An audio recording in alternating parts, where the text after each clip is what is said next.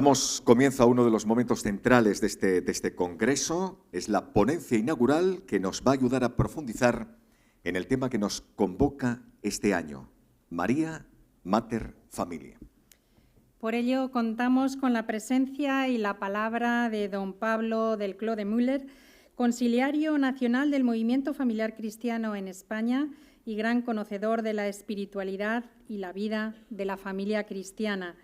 Don Pablo es sacerdote de la Diócesis de Toledo y lo compagina con su cargo como director del Secretariado del Patrimonio Cultural de la Conferencia Episcopal Española. Os podéis imaginar su cultura también como gran historiador del arte. A través de esta ponencia, de hecho, nos va a adentrar en la riqueza del arte como camino para contemplar a María como madre de la familia.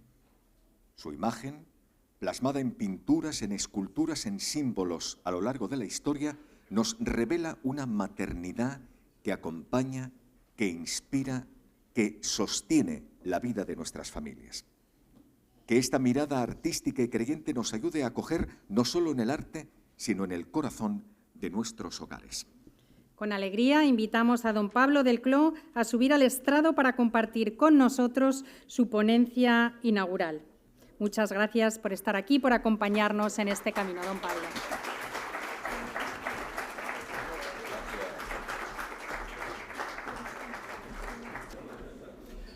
Muchas gracias por esta presentación y muchas gracias por la acogida, sobre todo don Carlos, por habernos acogido aquí en este Congreso Europeo del Movimiento Familiar Cristiano.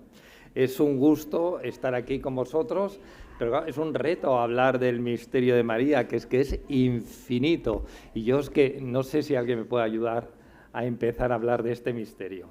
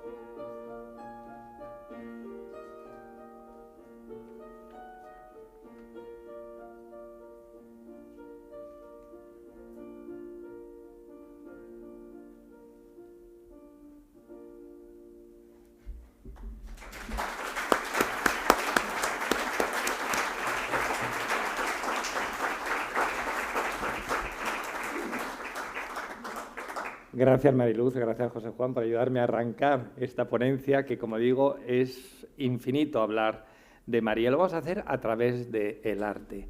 El arte es un lenguaje, un medio de comunicación. Decía Santo Tomás, una medida, un modo y un orden. Más o menos quiere decir esto. Según la técnica, el canto, aquí Montserrat Caballé cantándole Barcelona, la música, la pintura, la arquitectura, que es un arte, el arquitecto modela un espacio y le da un significado nuevo, la escultura, la danza, la literatura y también según estilo, el románico, el gótico, el renacimiento, el barroco, el arte contemporáneo y luego también son unas capacidades técnicas. Hay pintores que pintan, artistas que lo hacen de maravilla, Vermeer, Van Delft, y hay otros porque son un poquito más negados. Me cuesta adivinar, pero se ve que es Felipe VI. ¿Os habéis dado cuenta cómo escuchar un cántico de la Virgen emociona? El arte, en este lenguaje simbólico, según estas técnicas, estos estilos, estas capacidades, lo que hace es conmover. Yo os estoy hablando ahora de una forma positiva, vamos a decir científica, entre comillas. Os entra por los oídos o por la vista, porque tenéis aquí un panel, y vosotros lo podéis rumiar en la cabeza. Pero ¿qué ocurre con el arte? Que nos posiciona, nos baja el corazón. Uno puede estudiar, por ejemplo, teología. Puede hacer la mejor prédica del mundo mundial un Viernes Santo. Imaginaos que este es Don Carlos en el Pilar, predicando sobre la pasión de nuestro Señor Jesucristo. Y todo el mundo dirá, hay que ver lo estudiado que está este señor, lo que sabe.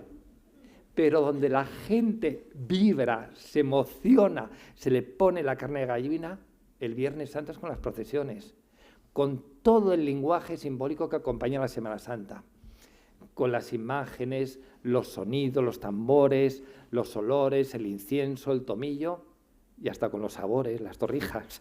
Nos posicionan y nos hace vivir. El lenguaje teológico es muy importante, nos hace entender, pero el lenguaje simbólico, el de las imágenes, nos hace vibrar, nos posiciona ante aquello que hemos comprendido. Por tanto, es un lenguaje completamente complementario al lenguaje, en este caso, teológico. Y eso es un poco de lo que vamos a hablar. Vamos a intentar entender un poco el misterio de María a través del arte cristiano. Pero hay un misterio que hay que aclarar antes también. El arte cristiano. ¿Por qué los cristianos representamos lo divino cuando nosotros procedemos del judaísmo, al igual que el islam? Y hay una prohibición expresa. Esto es una sinagoga, como veis, decorada de arriba a abajo, horror vacui. Pero, sin embargo, no hay ninguna representación ni de Yahvé, ni de Elohí, ni Adonai, ni de los querubines que están en el cielo. Esa prohibición expresa en el Éxodo, no se pueden representar imágenes porque sería delimitar al infinito. No, Yahvé no tiene ni siquiera nombre, Yahvé significa yo soy. Es más, hay una prohibición también en los salmos. Tienen ojos y no ven, tienen oídos y no oyen, tienen boca y no hablan, no tiene voz su garganta, para decir que todos esos ídolos, esos diosesillos de otras culturas son completamente vacíos. Algo semejante ocurre con el Islam. Las mezquitas decoradas de arriba a abajo, horror vacui. Pero ¿por qué los cristianos nos permitimos el lujo de representar lo divino, de representar a Dios, representar su gloria y todo aquello que vemos en el cielo? Hay una primera razón. Vosotros sabéis que el cristianismo nace en Jerusalén, pero donde realmente se desarrolla es en el mundo grecorromano, donde hay una inflación de imágenes, sobre todo porque las imágenes calaban en la cultura popular. Esa es la primera razón, superficial. La más profunda es esta, la encarnación del Verbo. Dios se ha hecho visible y podemos ya representar al que antes era visible, pero ahora es visible. Es más, Jesucristo ha dicho, quien me ha visto a mí, ha visto al Padre. Podemos representar al Padre Eterno como Jesucristo, pero más centrado en años. Es más, el Evangelio dice, y apareció el Espíritu Santo como con forma de paloma o como con llamas de fuego. Podemos representar también al Espíritu Santo. Pero hay dos razones más muy importantes. No se ha entendido muy bien esto desde el principio y ha habido muchas crisis iconoclastas a lo largo de la historia. Una de ellas fue en el siglo V. Sereno, el obispo de Marsella, ordena destruir todos los iconos de su diócesis, porque lo consideraba una idolatría. Entonces, este señor, es un cuadro del siglo XVII, pero representa a este papa, San Gregorio Magno, le escribe una carta a Sereno, obispo de Marsella, le dice: me parece maravilloso que luches contra la idolatría. Pero las imágenes no son ídolos, es la Biblia de los pobres. Lo que los iletrados no entienden con letra, lo entienden con las imágenes. Vemos, por tanto, un sentido didáctico del arte cristiano. Pero hay otra crisis iconoclasta terrible en el siglo VIII que se soluciona con el Segundo Concilio de Nicea. ¿Qué ocurre? En Constantinopla, el emperador León ordena destruir todos los iconos de Constantinopla, especialmente este que representaba la imagen de Cristo en la puerta principal del Palacio Imperial. Todo un símbolo completamente destruido. Hay una auténtica lucha campal entre los iconoclastas, los que destruyen los iconos, y los iconodulios, que son los que aprueban los iconos. Normalmente era entre la alta teología y la teología popular que residía en los monasterios, que sobre todo eran los monjes los que hacían los iconos. El problema se soluciona en el Segundo Concilio de Nicea, donde el gran teólogo es este señor, San Juan Damasceno. San Juan Damasceno viene a decir lo siguiente: cuando yo estoy harto de tanta lectura, de tanto papel, de tanta teología, contemplo un icono y el icono me hace trascender hacia el prototipo. Me ayuda a elevar mi alma hacia aquel que representa. Por tanto, el icono a mí me ayuda a rezar, me ayuda a unirme con el más allá. Cumple una labor sacerdotal. Esto es muy importante porque ya vemos que hay una razón didáctica, catequética, y una razón más celebrativa, más contemplativa, que ayuda a la oración, que son las dos funciones del arte cristiano: la celebración y la catequesis. Esto es importante porque, si os fijáis, va a haber dos ramas distintas en el arte cristiano: una oriental, que va a tender más hacia la contemplación, los iconos, y otra más didáctica, que es la oriental, y la occidental, que es la nuestra, que va a ser más narrativa, más naturalista y más catequética. Pero vamos a ver qué ocurre al principio de todo. Nosotros sabemos que Dios crea todo de la nada. Estos son mosaicos de la Basílica de Monreal en Sicilia. Vemos al Padre Eterno con el rostro de Cristo, un rostro muy característico.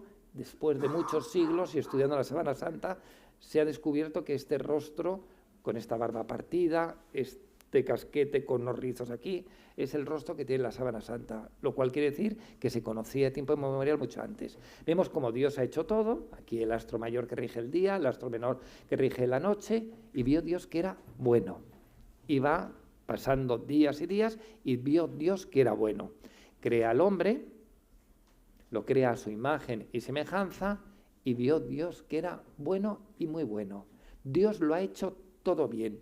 Dios es bondad infinita y hace todo bien. Hombre, podía haber metido la pata, pero es que es inteligencia infinita. La inteligencia infinita no mete la pata. Todo es bueno, todo es cosmos, todo es orden en la creación. Pero el hombre fue hecho a su imagen, capaz de conocer, de querer y de optar libremente por el plan de Dios. ¿Qué ocurrió? Dios puso al hombre en una situación original estupenda, el paraíso, y le dice: podéis hacer lo que queráis, menos una única cosa: comer del fruto del árbol del conocimiento de la ciencia del bien y del mal. ¿Qué quiere decir eso? Que el hombre puede hacer lo que quiera, menos decir lo que está bien y lo que está mal. La ley moral. Eso le corresponde a Dios, que es el ingeniero del mundo, y la ley moral es el manual de instrucciones. Si el hombre incumple ese manual de instrucciones, el hombre se rompe. Es lo que ocurrió.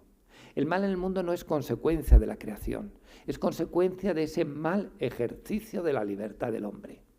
No sé si recordaréis que en el paraíso había dos árboles, en el centro, el del conocimiento de la ciencia del bien y el mal, y el árbol de la vida. Vio Dios la urgencia de expulsarlos inmediatamente del paraíso antes de que comieran del árbol de la vida y su pena fuera eterna. Sabemos ese diálogo entre Yahvé Dios y Adán y Eva: tú vas a trabajar con el sudor de tu frente, tú vas a parir con dolor, y vemos que el mal en el mundo se introduce por eso. Se tapan, ven la realidad de una forma distinta, y lo peor de todo, la primera generación de hermanos matándose entre sí. El mal en el mundo no es consecuencia de la creación, es consecuencia de ese mal ejercicio de la libertad del hombre. Pero Dios habla a Adán, habla a Eva y habla a la serpiente. Y le dice, establezco enemistad entre ti y la mujer, la, artículo determinado, femenino singular, cuya descendencia te pisará la cabeza cuando tú le hieras en el calcañar. Lo está hablando de una mujer que va a tener enemistad absoluta con Satanás, ni el más mínimo trato con él. Nosotros sabemos ya quién es, pero lo curioso es que esto viene en el capítulo 3 del libro del Génesis. Ya se nos anuncia la concepción inmaculada de la Virgen María. Esa mujer que para ser la Madre de Dios tenía que estar absolutamente limpia de pecado en su interior y así ser madre de ese cuerpo místico de Cristo que es la Iglesia y esa Iglesia doméstica que es cada una de nuestras familias cristianas.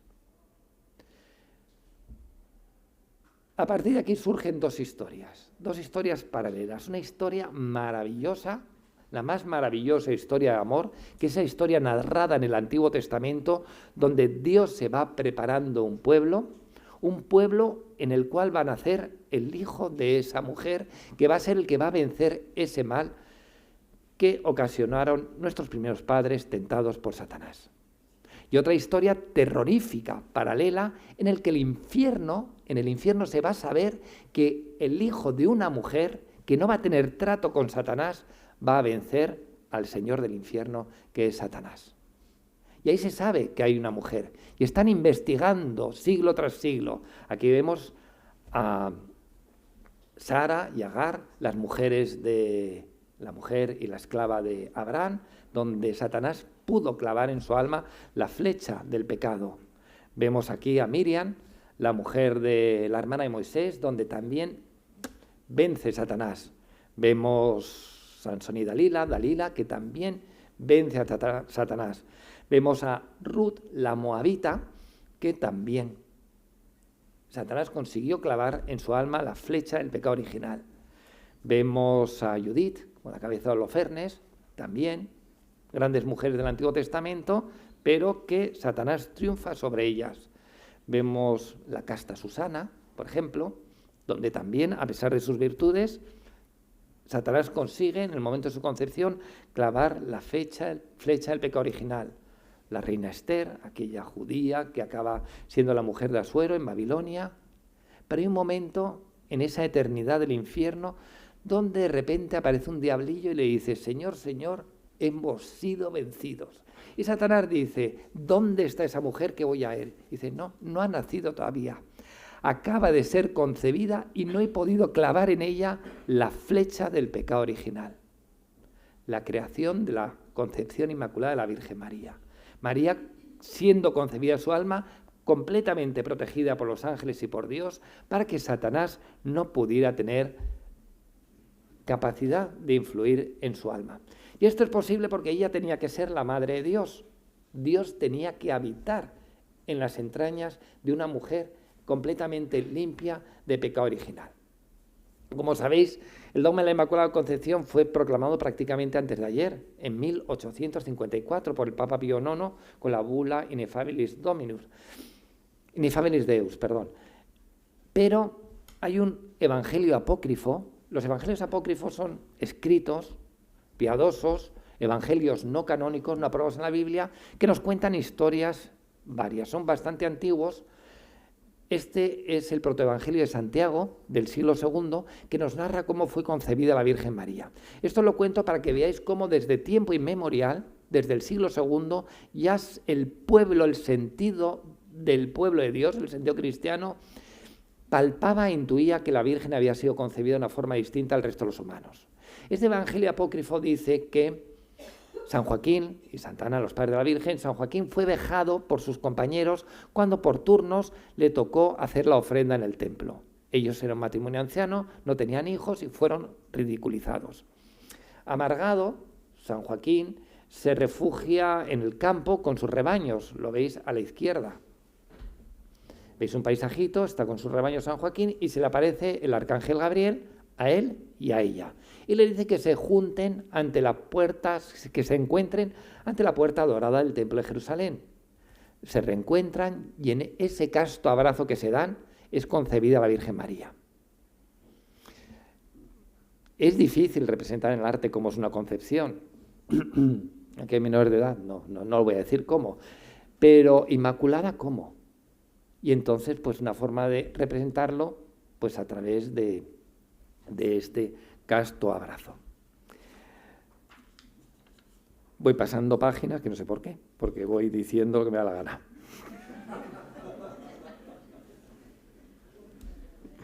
Bueno, aquí vemos el triunfo de esa mujer que tuvo que pisar la cabeza, que pisó porque es la Madre de Dios. Litúrgicamente, esta fiesta se empieza a celebrar en el Oriente europeo, en lo que es el mundo bizantino, el mundo ortodoxo, desde más o menos el siglo VIII, una cosa así. De ahí pasa a la zona de Sicilia y Nápoles, que tenía esa gran influencia bizantina, y no sé por qué ya en el siglo X se celebra en Winchester, en Inglaterra, en el Reino Unido, y en Canterbury. Y de ahí se distribuye por toda Europa.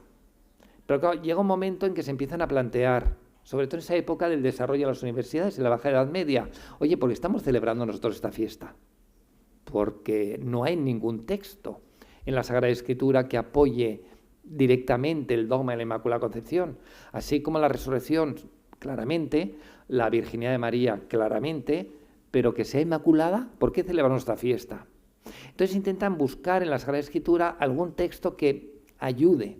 El primero de ellos es este, aquella expresión de establezco enemistad entre ti y la mujer, entre su descendencia y la tuya, que te pisará la cabeza cuando tú leyeras en el calcañal, llamado protoevangelio, el primer anuncio del evangelio. Pero el segundo anuncio, el segundo texto que apoya el concepto de la concepción inmaculada es el saludo del ángel Gabriel a María. Cuando le anuncia que va a ser la Madre de Dios, y le saluda con el Ave María, llena eres de gracia. Sí, pues llena de gracia, pero ¿cuándo? ¿En el momento de su concepción o después de la concepción?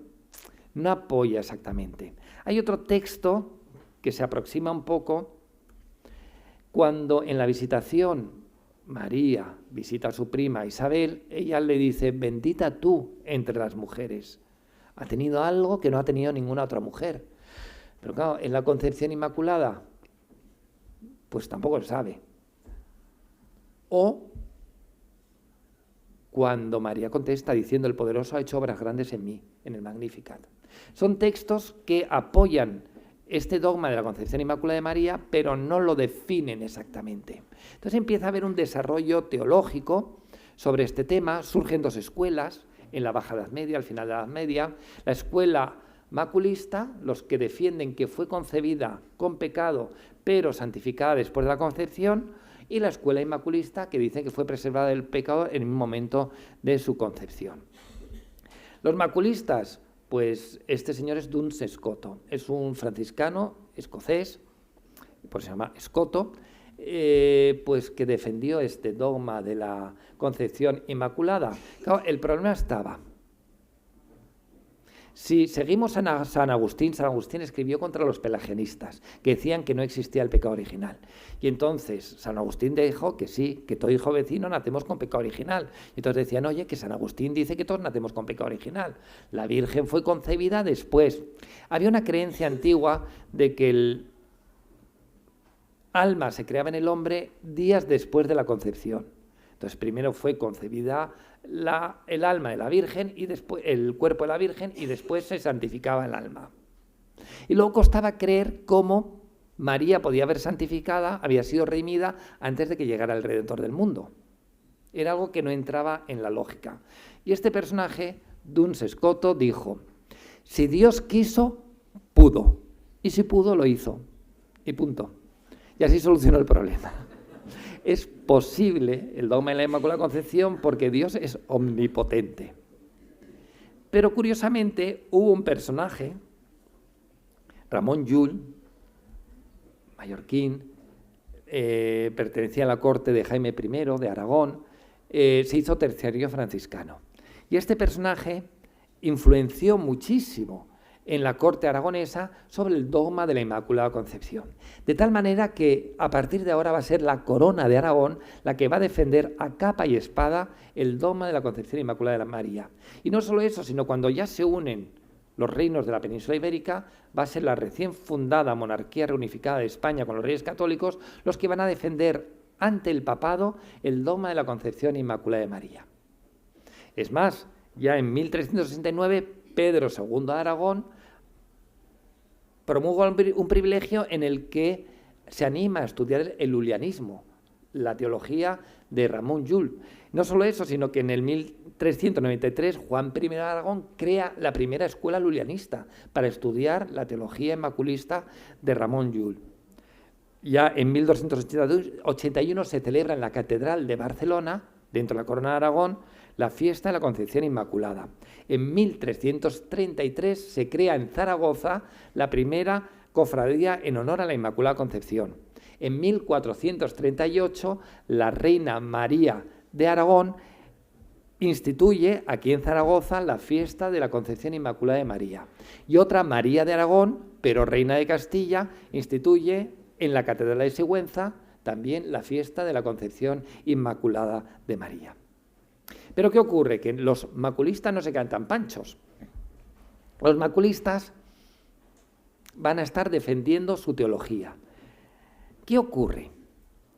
Este Sixto IV que va a escribir unas cuantas constituciones, entre ellas algunas defendiendo el dogma de la Inmaculada Concepción. Durante todo finales del siglo XV, siglo XVI y siglo XVII va a haber unas auténticas luchas campales, donde la Corona de Aragón y los franciscanos y la unificada Corona española, van a escribir y mandar constantemente embajadas a la Santa Sede para que el Papa se pronuncie. Existe un nuevo problema dentro de la Iglesia, que hay una división. Hay un problema interno que se están separando los protestantes del tronco de la Iglesia católica. Claro, el Papa viene a decir, mira, no es el momento. Bastantes problemas tenemos ahora con los protestantes como para empezar a pelearnos nosotros por el dogma de la Inmaculada Concepción. Por eso Felipe II, Carlos I no luchan demasiado en favor de la Inmaculada Concepción, pero sí Felipe III y Felipe IV, que van a estar constantemente mandando embajadas. Nosotros no entendemos las peleas campales que podía haber en nuestra mentalidad, pero os dais cuenta que hoy la gente se pelea por cosas tan tontas como el fútbol. Si hay algún futbolista, perdón. Pero es que antiguamente había auténticas luchas campales. Al principio el Papa prohibió en privado defender el dogma maculista, luego defenderlo en público y terminó prohibiendo que de ninguna manera se hable en ningún aula del dogma a favor o en contra de la Concepción Inmaculada de María, porque había auténticas batallas campales. Alejandro VII llegó un momento en que dijo, vamos a ver, llegará un momento en que estemos más en paz y se podrá proclamar el dogma. Pero hasta el momento, chitón, todo el mundo callado y que nadie discuta sobre este tema. Él lo que llegó a hacer es conceder el patronazgo de España a la Concepción Inmaculada de la Virgen María. Aquí tenemos un grabado donde vemos a Felipe IV ante Alejandro VII hablándole de la Concepción Inmaculada de María. Hasta que por fin, en el año 1854, Pío IX, con la bula Ineffabilis Deus, proclama solemnemente que la Virgen fue concebida sin pecado original. Ahora bien, había una prohibición de poder hablar sobre el dogma a favor o en contra. ¿Qué ocurrió? No podemos hablar, pero podemos cantar, podemos pintar y podemos esculpir. Y es a partir de ahí donde se empieza a desarrollar la iconografía de la Concepción Inmaculada de María. Empieza en la Edad Media. Este es un capitel del claustro de la Catedral de Barcelona. Es un capitel completamente maculista, aunque no vemos la imagen como nosotros imaginamos de la Inmaculada Concepción. En él vemos una especie como de muralla. En el extremo izquierdo apenas se ven dos personajes huyendo del paraíso, la expulsión del paraíso.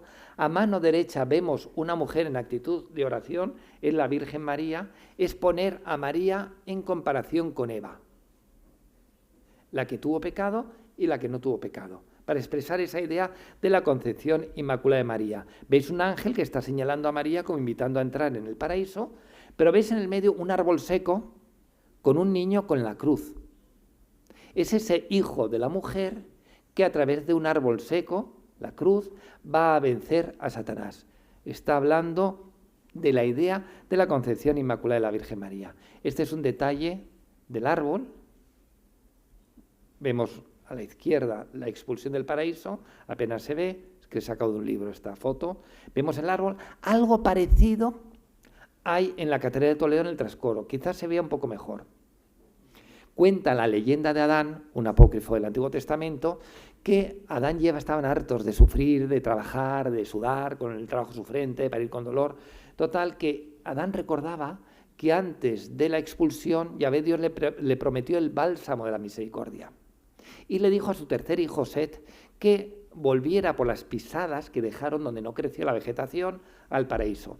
El arcángel San Miguel le deja introducir la cabeza. No sé si veis el arcángel San Miguel a la izquierda, en la espalda del trasero de Set, que introduce sobre la puerta del paraíso. ¿Y qué es lo que ve? Ve un árbol seco con un niño y que hay las raíces del árbol seco están rescatando de las fauces del Leviatán, del monstruo marino, la cabeza de su hermano Abel. Es ese recuerdo de establezco enemistad entre ti y la mujer cuya ascendencia te pisa la cabeza. En realidad la mujer, la leyenda de Adán dice que encima del árbol había una mujer con un niño. Aquí está simplificado, al igual que en Barcelona. Con lo cual las primeras representaciones para expresar la idea de la concepción inmaculada era poner a María en relación a Eva. Vemos aquí la expulsión del paraíso, la serpiente con la manzana sobre el suelo y al Padre Eterno señalando a la mujer. Pero entre la Edad Media también había otra idea simbólica de expresar la concepción inmaculada de María. Era ponerla en relación con la reina Esther. ¿Quién era la reina Esther? Vosotros recordáis que los judíos fueron deportados a Babilonia. No fue toda la vasca judía, fue solo la clase un poco alta, un poco culta. Pues bien, resulta que la reina Vasti ofendió porque no quiso acudir al banquete del rey Asuero y la mandó fuera y hubo que elegir a otra reina. Mardoqueo, el primo de esta judía huérfana, lo perfuma, etcétera, etcétera. Total, que una judía termina siendo la reina de Babilonia, la mujer del rey Asuero. Pero claro, hubo un fulano que quiso terminar con el pueblo judío y ramplar con todo el dinero. Y sabéis que ella, después de hacer mucha penitencia, se presentó sin permiso ante el emperador. Eso merecía la pena de muerte. Pero cuando la vio el rey Asuero tan guapa, tan hermosa, tan maravillosa, extendió su cetro de oro sobre ella y la preservó de la norma de morir por haberse presentado ante él sin permiso. De la misma forma que Esther fue preservada de la norma de morir para salvar a su pueblo, así ha sido preservada la Virgen María, preservada de la norma del pecado original y de la norma de morir para salvar a su pueblo. Por tanto, se ponía en comparación la reina Esther con la concepción inmaculada de María. Pero seguía siendo como muy abstracto, poco definida la idea de la concepción inmaculada de la Virgen María. Y van a buscar otra idea, que es el árbol de Jesé. El árbol de Jesé es la genealogía de Jesucristo desde Jesé, el padre de David, que en el fondo significa que Jesucristo es el anunciado por los profetas, el hijo de David. No tiene nada que ver en principio con la concepción inmaculada de María. Pero hay veces donde el centro es la Virgen María y lo que intenta expresar es esa generación de la Virgen María que fue singular, diferente al resto de los humanos. Incluso hay veces, como este altar del Alcázar de Sevilla, donde aparece el árbol de Jesé y rodeando la escena de la visitación. Bendita tú entre las mujeres y el poderoso ha hecho obras grandes en mí, o como este que tenemos en la Catedral de Toledo, donde está la imagen central, arriba la Virgen María y arriba una coronación de la Virgen, porque ella es asunta al cielo, o está en Briviesca, donde tenemos el árbol de Jesé en un retablo inmaculista, contando la historia de la Virgen, con la Virgen coronando el árbol de Jesé y sobre todo acompañado de una tota pulcra, que ahora veremos su significado. Hay variaciones del árbol de Jesé. Esta vidriera maravillosa, la Catedral de Granada, única, donde vemos que del corazón de Joaquín y de Ana brota una especie como de raíz, de la cual sale una flor con la Virgen María con el niño. otra simplificación del árbol de Jesé en la llamada Santa Ana triple.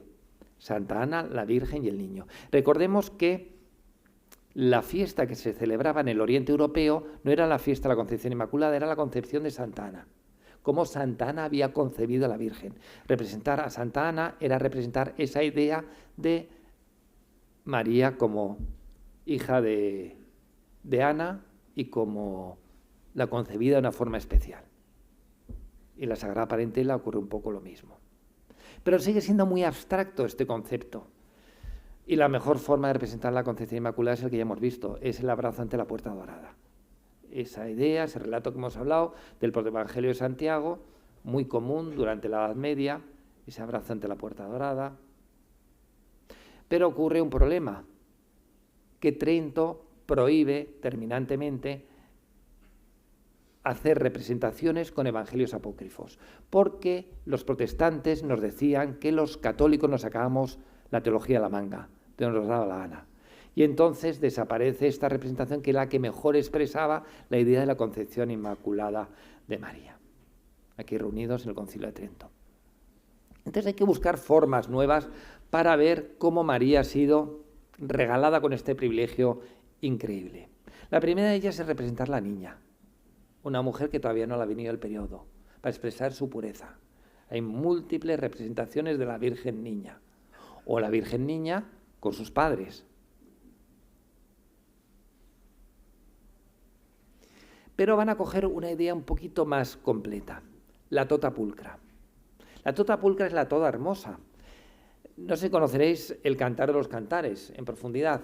Es un libro del Antiguo Testamento, del final del Antiguo Testamento, un tanto erótico, podríamos decir, donde un amante persigue a una amada y le está constantemente soltando piropos y diciendo que quiere penetrar en ella. Lo que simboliza es Yahvé Dios que quiere penetrar en el pueblo de Israel. Y a lo del Nuevo Testamento, Dios que quiere actuar en la Iglesia y Dios que quiere penetrar en cada una de las almas. Y entonces la Tota Pulcra en realidad representa a la Iglesia. La Iglesia que va a tener toda esa serie de piropos, que son las letanías, que va a decir Dios a su Iglesia y Dios a la Virgen María, que es modelo y tipo de la Iglesia. Son las famosas letanías que tenemos pues alrededor. Este es de Juan de Juanes. Vemos elevada como el sol, pulcra como la luna, el huerto cerrado, significando la virginidad, el espejo sin mancha, sin pecado, que deja reflejar perfectamente la luz, la fuente de agua viva, la puerta cerrada donde no penetra nadie, el templo del Espíritu Santo, una serie de iconografías, de letanías, que si nos damos cuenta son piropos de la Virgen María que se convierten en modelo de conducta para cada uno de nosotros. El pozo de aguas vivas, etcétera, etcétera. Fuerte como la Torre de David, hermosa como Torre de Marfil, todas aquellas cosas que decimos en las letanías. Una serie de el cedro y la palma exaltada, el pozo de aguas vivas, el huerto cerrado, la escala de Jacob, ese punto de unión entre el cielo y la tierra, el lirio como flor del paraíso, el espejo sin mancha, fuerte y segura como la Torre de David, ese templo del Espíritu Santo. Pero es insuficiente, porque, entre otras cosas, esa idea de la Tota Pulcra puede representar también la Asunción de Nuestra Señora, no su concepción. Entonces los iconógrafos van a buscar otro argumento más. Ya tenemos la Tota Pulcra, esa mujer rodeada de las letanías, pero van a buscar otro texto de la Sagrada Escritura que apoye a los iconógrafos para representar esa idea de la Concepción Inmaculada de María. Y la van a encontrar en la mujer vestida de sol, la Mulia Amicta Sole. San Juan, cuando escribe el Apocalipsis, entra en éxtasis, como sabéis, en la isla de Patmos y tiene una visión del cielo.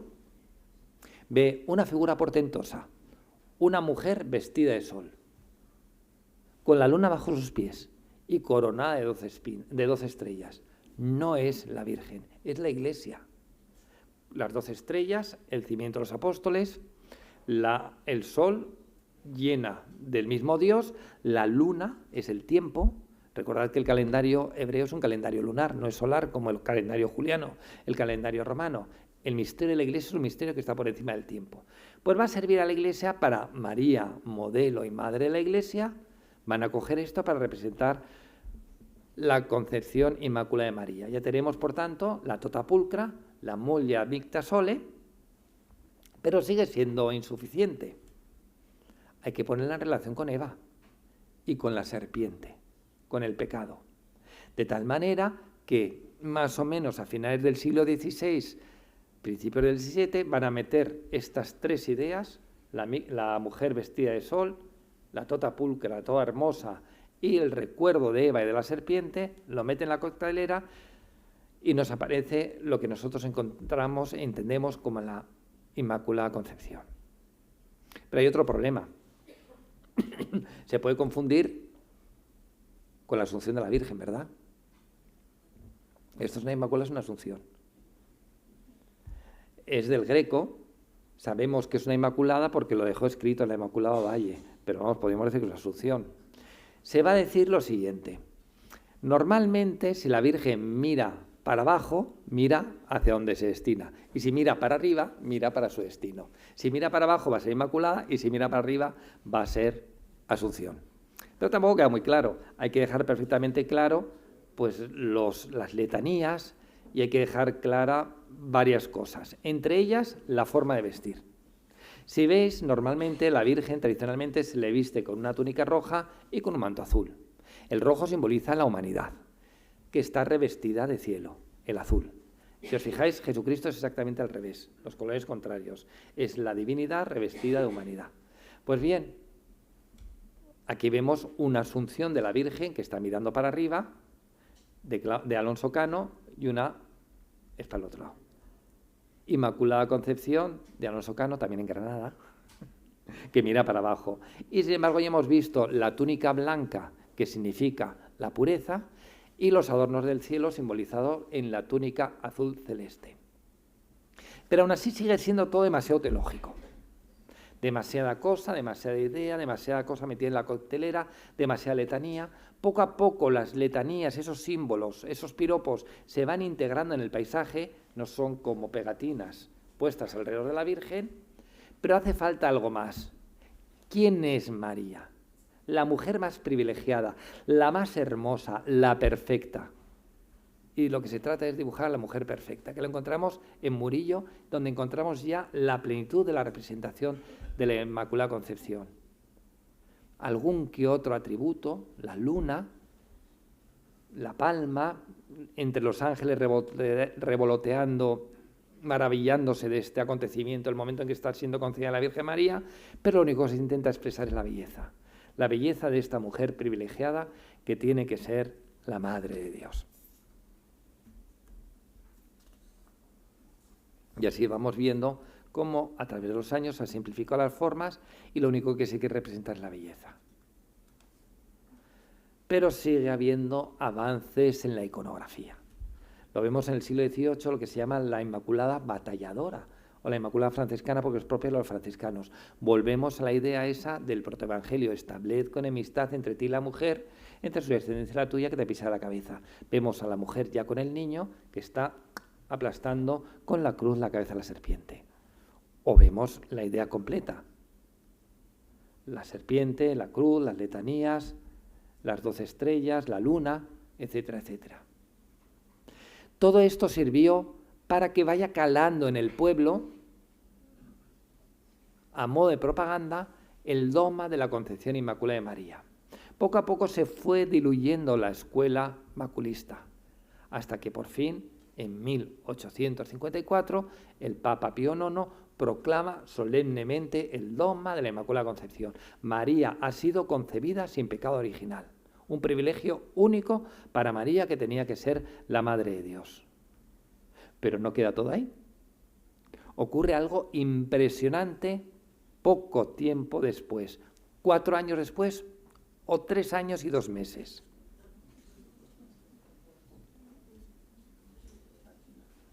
La Virgen María, a pocos kilómetros de aquí, al otro lado de las montañas, se aparece una niña analfabeta, una tal Bernadette Soubirous. Se le aparece varias veces se empieza a formar un revuelo en el pueblo, el párroco le dice, pero vamos a ver, dile a esa señora cómo se llama, quién es. Total, que esa señora, la niña, le pregunta, que me dice el párroco que cómo se llama usted.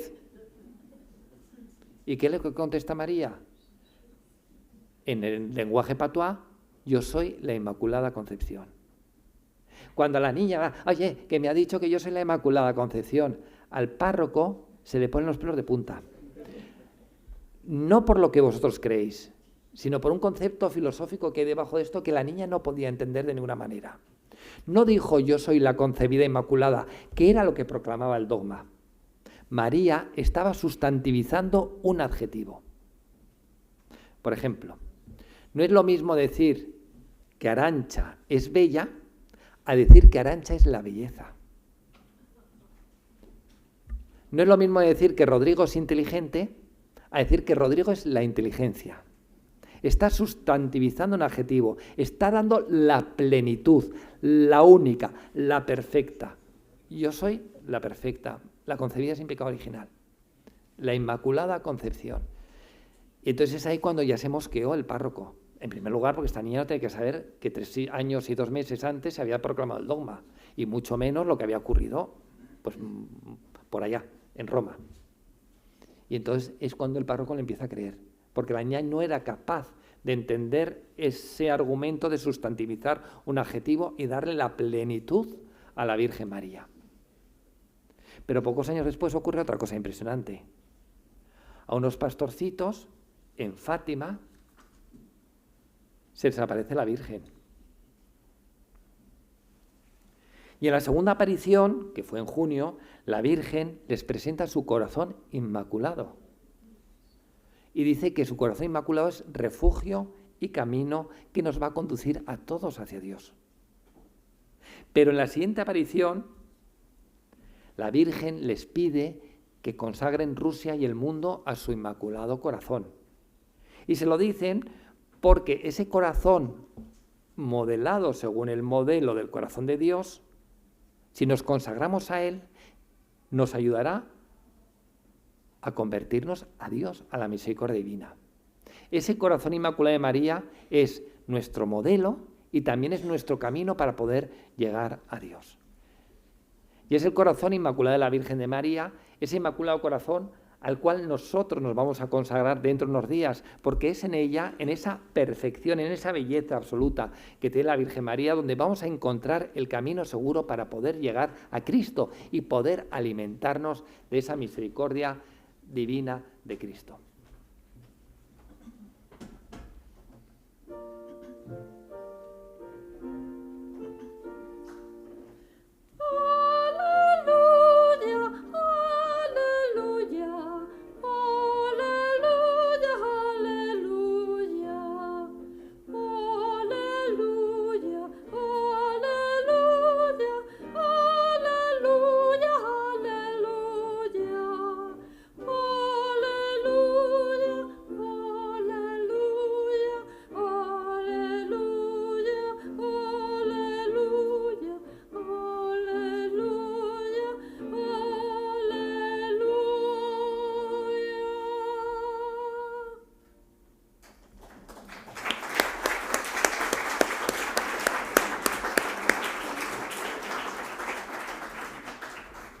Ella fue la concebida sin pecado original, ella es la Inmaculada Concepción, ella es la que ha tenido el mayor privilegio entre no ya las mujeres, sino todos los seres humanos de la historia de la humanidad. Lo cual no quiere decir que ella no haya sufrido y ella no ha tenido tentaciones, pero ella con la gracia de Dios supo vencer, como Jesucristo tuvo también las tentaciones, que lo vemos en el desierto, tuvo ese privilegio. Y sin embargo nosotros hemos sido concebidos maculados, con pecado original, pero hemos sido recreados como hijos de Dios. Se nos ha borrado la huella del pecado original, nos queda la tentación y tenemos como María y como Jesucristo también luchar contra la tentación y siempre lo tenemos que hacer con la ayuda de la gracia. Hemos nacido marcados con el pecado original, tenemos una tendencia. Y vamos a ser redimidos no al final de nuestra historia personal, sino cada día. Cada día que rezamos, que recibimos los sacramentos, que ejercemos la caridad, que nos negamos a nosotros mismos, vamos recibiendo la gracia de Dios y nosotros que somos imagen de Dios nos vamos cada vez más asemejando, siempre de la mano de la Virgen María, que desde el Pilar de Zaragoza, de forma también maravillosa, imponente, impresionante, en carne mortal, se hizo presente en nuestra tierra española, en Europa, para ayudarnos a convertirnos a nosotros mismos y a evangelizar más de medio mundo. Por tanto, estamos en un lugar, tierra de María, donde si nosotros vivimos el misterio de Dios a través de la Virgen María, de su concepción inmaculada, va a ser la protectora de nuestras familias, de nosotros mismos, y nos va a ayudar a ir venciendo, ya no la huella del pecado original que se nos borra en el bautismo, sino esa tentación que nos queda y que nos impide tantas y tantas veces para llegar a Dios. A Cristo siempre por María. Muchas gracias.